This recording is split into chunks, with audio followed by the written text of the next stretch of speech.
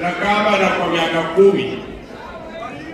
Tunataka mabadiliko kwamba kiti ya gavana ni kiti kubwa inazunguka sub-county zote.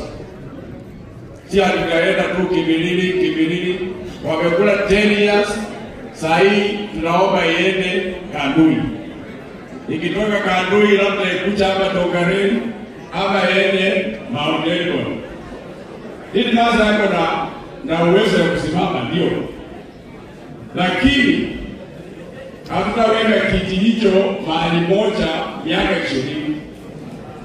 Ya pili, nataka nyinyi wazee na wamama muinaroketi wale wamesimama, ni nini ambayo huyo anaenda kufanya. Muulize kama Titimas, muulize wewe unaenda kutufanyia nini saa ile tunakupea kiti ya ugavana. Lazima uulize mtu. Sio atakuwa tunapeana tu kiti tu, ati mimi waluke nikisema nimesimama mnanipea nafasi. Hapana.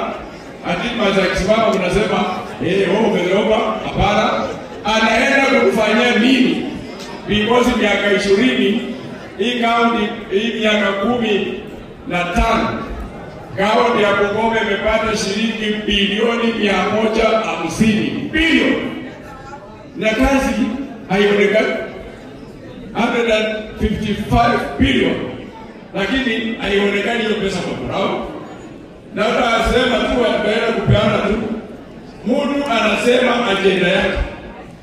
Agenda waruke nataka kama nataka naenda kufanyia watu wa Bungoma nini?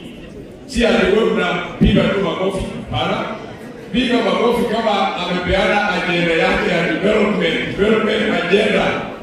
Ndio mpigie yeye kama Titimas kura amini hapa mpigie makofi.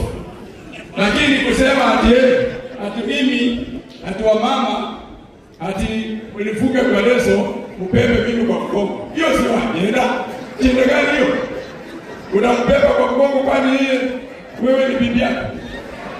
Kuna kitu kama hiyo. Hiyo ni kukosa agenda. Ya pili ati kusema ati mimi nilienda ati nikashika mama hapa ati nikashika hapa ati mama akapoa tu ati hiyo sio development agenda.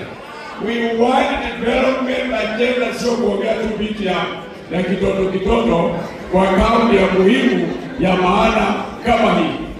So Titimas ukita hapa unaambia watu what is your agenda, what are you going to do for us in Bungoma County.